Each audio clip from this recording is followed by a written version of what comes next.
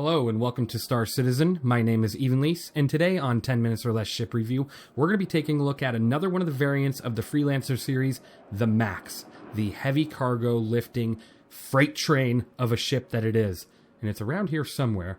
Let's go ahead and look for it and check it out.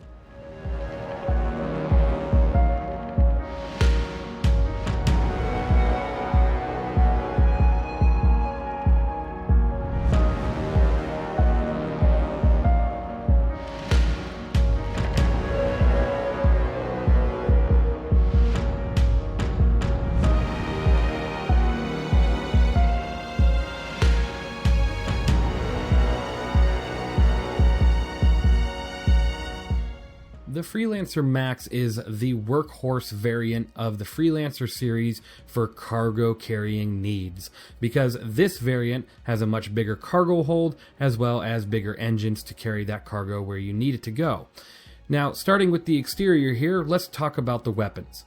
There's not much of a difference at all from the weapons of the base Freelancer. You do have 4 size 3 AUEC laser cannons, which are gimbaled, and then you have a manned turret on the back of the ship, which is a 2 size 2 CF-227 Badgers, as well as a total of 8 missiles. You have 4 size 3 4 size 3 Thunderbolts and 4 size 2 Dominator 2s. So it's got pretty good weapons. Not gonna lie, these weapons, they do hit hard, and you don't have to worry about an ammo count, but it's just also something you could potentially upgrade and get more out of. Now, the stock DPS on those weapons comes out to 985 DPS, which isn't terrible. It's a cargo hauler after all, not a bounty hunter, and not a ship to go out looking for a fight.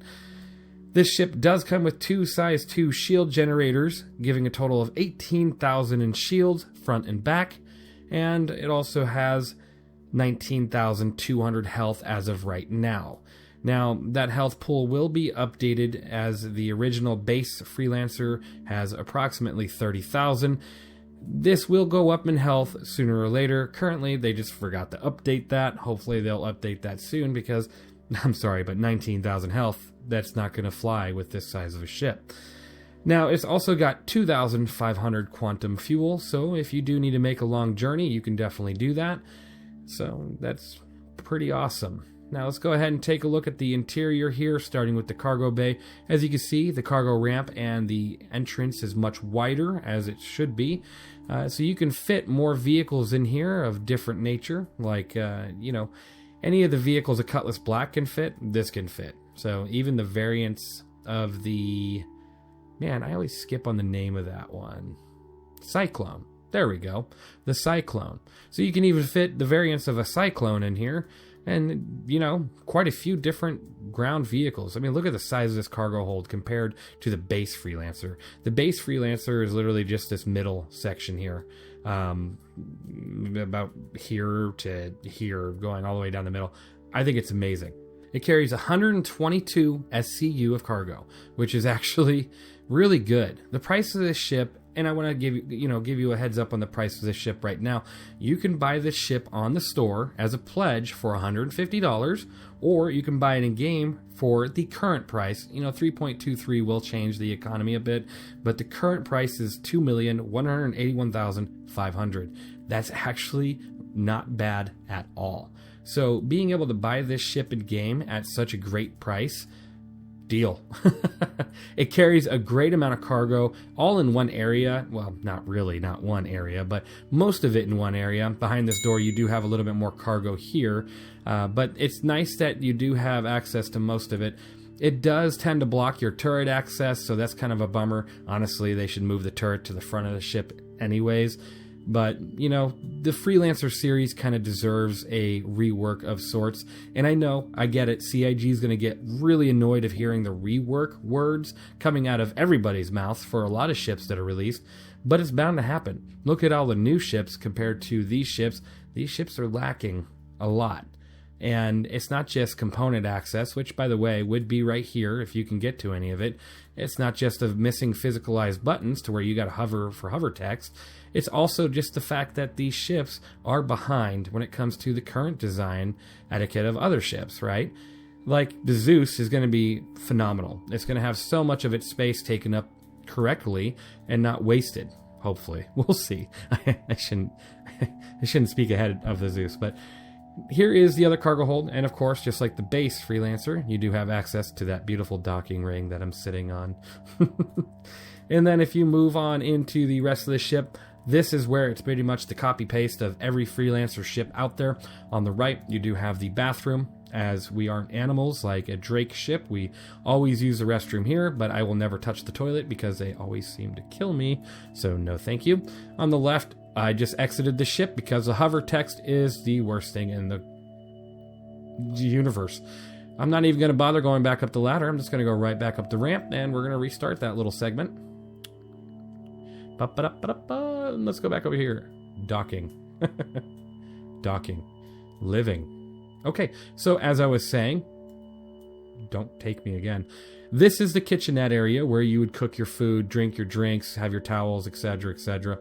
You know, nothing better than use the restroom and then having to pop the door open while your crew's standing there and having to grab a towel, right? At least they're warmed. Hey, I'll give you that much. And then if you move over here, you do have an engineer station. I'm happy this screen is here. It's useless right now, but when engineering gameplay does come in, this is probably going to be used exactly what it's used for, engineering. You do have 4 beds. This ship has an abundance of crew, by the way, and that's another reason to rework it. You can get rid of 2 of these beds, get rid of 2 of the crew. You don't need 4 crew. It's a 2-crew ship. You know, you got a pilot, you got a turret gunner. This is all you need. But these beds are escape pods, as you can see, escape pods.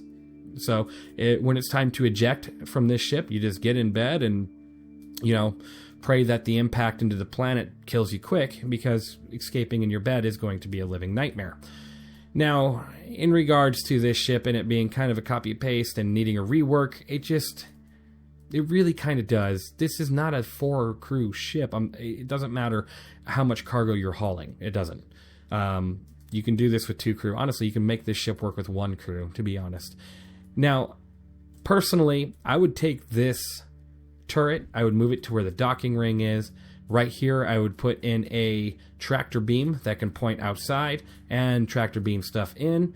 And then I would move that docking ring over here, because why wouldn't you have it in the back of the ship, honestly, in my opinion? Either the back of the ship or put it on the side of the ship somewhere. Like, you can't put it here because there's the wing, but I just think that the turret access is just terrible placement. And then if you walk into the cockpit here, you do, of course, you have your 4 seats. It's a beautiful cockpit. The view is a little small. I mean, it's got that very, I'm wearing a medieval helmet type of view out the eye port here.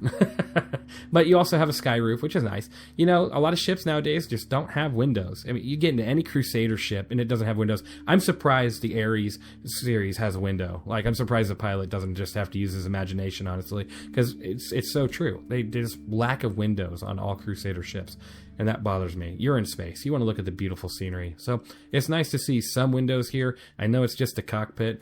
I wish there was more windows, honestly. These are not military ships. Why don't we have windows? Why don't we have a little bit more of a living space? I would not want to be stuck in a spacecraft where you cannot see outside unless you're in the cockpit.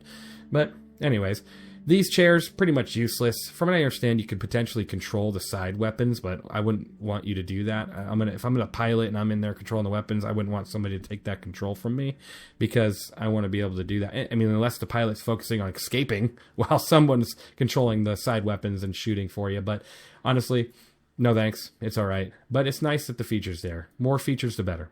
You have the co-pilot seat, and yeah. That's pretty much it. I mean, it's the Freelancer with a bigger butt and bigger engines.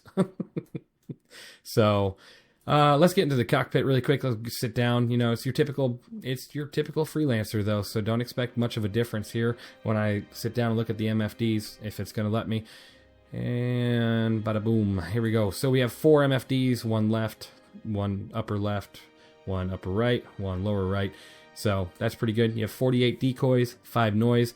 Your guns have 34 capacitor, and if you were to change the power triangle to 100% weapons, it would update that to 41 capacitor. Now, what would I give this ship in a overall score of a, 1 out of 10 type of situation? There is a lot that goes into this ship. There really is. It has 2 entrances, already a mile ahead of any Crusader ship. I know I'm really picking on Crusader right now, but there's nothing against Crusader. I love Crusader. I fly the Ion every day. And it has a toilet, not like a Drake ship. Well, not like some Drake ships, like the Cutlass Black. Other Drake ships, like the Corsair and the Cutters, they have toilets, which is good. They learn their lesson, right? Now, what would I give this as a review? For being a cargo hauler with 18,000 shields strength, and the health pool will go up here sooner or later. DPS is it's okay. It's a cargo hauler. It's not supposed to have a grandiose amount of DPS, right? It's got a good in-game price. That's going to change, though. I bet you this thing's going to sit around 10 million once it's updated in-game. Honestly, 122 SCU of cargo, decent firepower for being a cargo hauler, beautiful ship, flies. Oh, I forgot my landing gear. That's embarrassing. Flies really well for how big it is. It really does. You can feel the weight, honestly, but it does fly really well. And it's just, I don't know, something satisfying about landing this thing to grab cargo. It's just overall great design. I'm going to give it a 9 out of 10. Only reason why currently it's a 9 out of 10 is, again, I just wish that there's certain things that this ship needs to be changed, like the seating arrangement. Honestly, I could go probably lower than that, lower than a 9, probably like an 8. But I can't hit you too hard on points for having too many seats, right? Or too much crew requirement, because it's not really a requirement. It's more of a suggestion. Just like the Polaris owner that's going to go around with this ship and one person in it. So, honestly, enjoy the Freelancer Max. 9 out of 10 from me. Please rework. Please give it a gold standard pass. It's an amazing ship, just like most Freelancer ships are. Thank you again for watching. I hope you enjoyed this one, and I will see you in the next one.